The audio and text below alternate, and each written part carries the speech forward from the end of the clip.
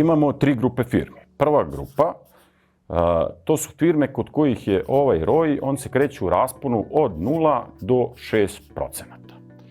Druga grupa firmi, kod njih se ROI kreće u rasponu od 6 do 12%. I treća grupa firmi, kod njih se ROI kreće u rasponu od 12 plus posto, znači preko 12%.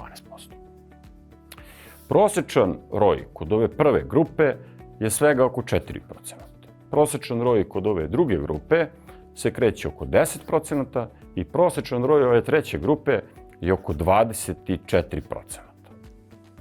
Ovo vam je slika i prilika koja pokazuje kako izgleda upravljanje financijama u Srbiji. Znači, postoje različite firme, sve su podjednako zastupljene u uzorku, ali ova ovde grupa firmi radi nešto što je dosta lošije u odnosu na ovu ovde grupu.